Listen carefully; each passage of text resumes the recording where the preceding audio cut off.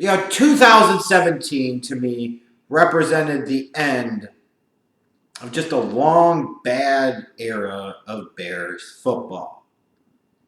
It's bad enough to go through the 8 lousy years of the Jay Cutler experience, and then to finally be past that, to only then realize that you've got another year of washed up over the hill John Fox.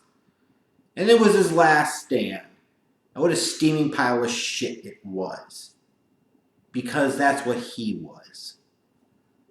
Just saying. We're going to start giraffe necking, even though it's clearly obvious he ain't got shit. We're going to stick with him for 4 games because Mitchell's going to learn something. He ain't learn crap. He learned that he should have been starting from week 1. And then when he gets in the game, they're so goddamn chicken shit and so damn conservative with what they did with dipshit Dowell Loggins. It really just stunted Trubisky's growth and development. He kind of got lost to me in the suck of the offense. He had moments where he showed some flashes of athleticism and some good arm talent, which isn't a surprise. It's what he showed in North Carolina. But hardly anything consistent, hardly anything to really base much of an evaluation off of because the talent around him in terms of the skill players on offense sucked. And then the play calling absolutely sucked. It got so often pathetically predictable. Run, sometimes run again, punt. Run, crappy pass play, punt. Run, crappy run, punt. Run, crappy pass play, punt. You get the frickin' picture. So I was so happy when this Bears team said John Fox finally packed because I can actually start watching Bears games again. This is enough of that crap. So they bring in Matt Nagy, the offensive coordinator of the Chiefs. You know what? I look at it this way. They needed an offensive-minded guy. Here's a younger offensive-minded guy. Maybe they feel like he could be their version of Sean McVay, although you wonder then, well, why maybe they didn't just go ahead and get fucking Sean McVay. But nonetheless, they got their head coach. And I hope to God he's the right one. But only time will tell. It's not a surprise, though, in the offseason that the Bears were going to be very aggressive in free agency. They had a lot of cap space, a lot of money to spend, and a lot of holes on the offensive side of the ball.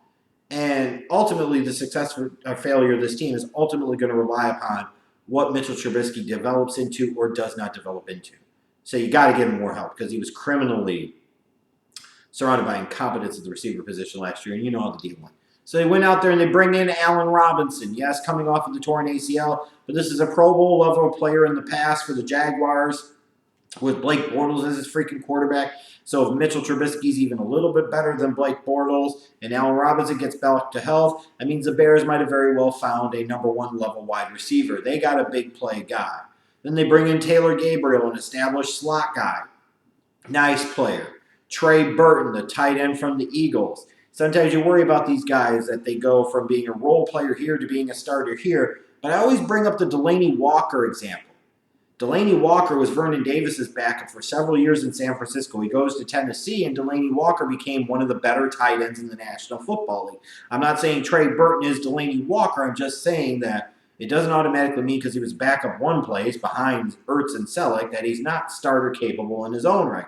Then they bring in a veteran backup like Chase Daniel, who's a really good fit for what Matt Nagy's offensive system is. Then you look at the draft and what the Bears were able to do with getting Roquan Smith, even with all the holdout and crap. They still got what they felt like is that next great Chicago Bears inside linebacker. Got him in the top 10, marquee type of talent. Should be a year 1 difference maker for that defense. James Daniel, the guard center from Iowa. They're playing him at guard and not center. And, of course, he's not starting right away. I don't expect it to be very long before he is. I'll put it that way. And then the aggressive move the Bears made a year ago. They made the aggressive move to move up from 3 to 2 to make sure they got the guy in Trubisky, and they kind of bid against themselves or whatever, but they were aggressive. If you're going to be aggressive for any position, you can say be aggressive to get a quarterback. Well, you get towards the end of round 2, and the Bears were aggressive again, sending a second-round pick next year to the Patriots in order to get Anthony Miller. The Chicago Bears got the wide receiver 1. They got my dude from Memphis. He's going to come in, he's going to wreck shit. I'll put money on it. So I'm excited. I look at this Bears draft. Roquan Smith, future Pro Bowl level player. James Daniels, potential long-term starter on the interior of that offensive line. And then Anthony Miller, future wide receiver numero uno. That's right, numero uno. It's going to be a stud, I'm telling you now. There's reason for a little bit of excitement, a little bit of optimism about this upcoming season. Because you look at this team, you've got one of the best running back tandems in the league in Jordan Howard and Tariq Cohen. With a young quarterback, you want to be able to run the ball. The Chicago Bears can run the ball. That's not the issue. And if they can throw the ball at all, they'll be even more efficient and effective running the football with both Howard and Cohen. Now, I know there's some concern about how Jordan Howard is going to fit into Matt Nagy's offense. My concern is with Nagy is the talent is there with Howard. Make the system fit the talent. Just saying. That shouldn't be a huge issue. Defensively, you look at that defensive line. You got Akeem Hicks. You got Eddie Goldman. It's a pretty solid unit up front. If they get anything out of Robertson Harris or out of Jonathan Bullard, then they'll be that much better off for it. You've got one of the best defensive minds in the game of football in Vic Fangio calling the shots for that defense.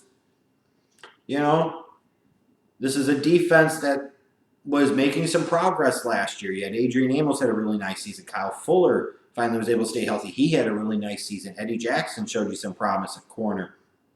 You know, you look at that Bears team, and they were starting to piece together something a little bit on the defensive side of the ball. And they got one of the best leaders, one of the best play callers, one of the best X's and O's guy on the defensive side of the ball in football, in Fangio. There's reason to be excited. But you look at the concerns. I still worry about the tackles. You look at the Bears' offensive tackles. They don't scream out to you studs, and they don't scream out to you guys that you would truly value protecting Mitchell Trubisky's blind side for the next several years to come. They just don't. And you look at Mitchell Trubisky. You know, the truth is envisioning him doing anything in 2018 is all about projection, imagination, and hope and aspiration. Because you really can't say you saw that much last year one way or another, good or bad, to really truly make an evaluation of him and his future potential. I'm not sold yet. I most certainly hope I can be sold because the Bears, for God's sakes, need him to be that dude. And I was sitting here and I was preparing this preview over the past few days. I'm looking at their schedule in September for the Bears. You go to Green Bay week 1, then you host Seattle Monday night week 2, then you go to Arizona, and then host Tampa Bay. There's a chance for the Bears to get a couple of wins there early. All 4 of those games are potentially winnable because Green Bay is a divisional game. You never know what could happen. Yes, even though the Bears, we know they usually lose to the Packers, it's still week 1. You never know what can happen in week 1 in a divisional game. Seattle is not the same team they've been in previous years. Arizona is not all that good. We know Tampa Bay will be getting Jameis Winston back right at that time. What the hell are they going to be? Then you look at October, and you look, they go to Miami. They run the whole gamut of the AFC East in the month of October. They go to Miami, host New England, host the Jets. They're at Buffalo. So I look at that first half of the season for the Bears, and I look at the chance to be 500 or better. And if they can get through the first half of the season at 500 or better, then they might have a chance. They might. And that's what I was thinking a few days ago. I'm looking at this and I'm breaking this down. And this whole preview that I went through, that I've gone through already, I'm looking at it and I'm thinking to myself, hey, this might be a Bears team. I'm going to not get too pumped up and too overly excited. But I think there is promise of potential here. I don't know if they're quite a worst to first type of candidate. So they might win 7 games, 8 games. Maybe if we want to get super nuts, they go 9. But if they win 7 or 8 games and a really tough NFC North and a really tough NFC conference as a whole, and Trubisky shows some promise and development, it's okay, that's what I really wanted out of this season. And I can live with that for 2019 and beyond. And then this past weekend, the Bears decided to do something big. They backed up the truck and they got themselves a Mack. They got themselves a Mack Daddy. The Mack Daddy of edge rushers of the NFL, damn you. Khalil freaking Mack is a Chicago Bear. This changes everything. I don't give a crap.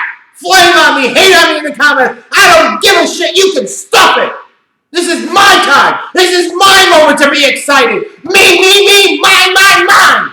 And you're not going to ruin it for me. This is something that a big-time organization does. They go and they get a guy like this to help put them over the edge. They find a guy like this to help make them an elite defense when they were potentially on the precipice or the cusp of being so. Now you bring in a Khalil Mack. He makes Leonard Floyd better. He makes Danny Trevathan better. He makes Roquan Smith better. He makes Akeem Hicks better. He makes Eddie Goldman better. He makes Bullard or Harris better. He makes everybody in that secondary better. And now you bring in a Khalil Mack whose bad season is 10.5 sacks. What the hell do you think he's going to do on a better defensive unit with much better play calling and coaching from Vic fucking Fangio? That one deal made a seismic shift happen in the NFC North. I don't give a crap. Trying to be reserved and trying to be home back. No, I'm on the Mack truck now, daddy, damn it. The Chicago Bears are winning the NFC North this year. I don't give a crap. Worst to first, it's happening. First-year head coach, young quarterback. They brought in some offensive talent. They've already got one of the best running games in the league with Howard and Cohen.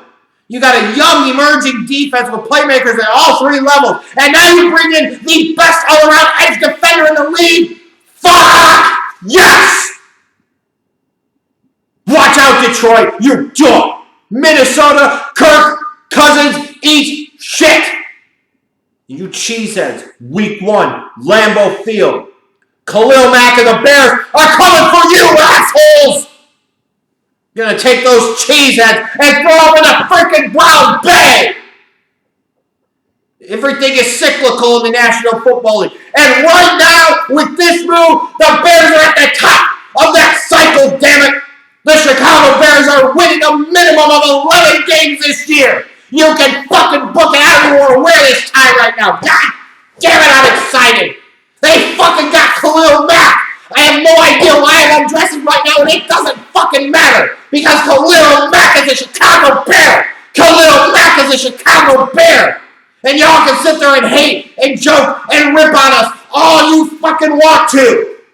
But you'll be looking up at the Bears in the standings come week fucking 17. This is fucking big. I'm pumped. I'm geeked. I'm excited. I'm all that shit. I don't need no goddamn dress shirt. You're wondering if the other shirt's coming off too. I don't know yet. I haven't decided. Yeah, I fucking have. You're going to see the slim titties and everything. Khalil Mack is a Chicago Bear. Khalil Mack is a Chicago Bear. Yeah.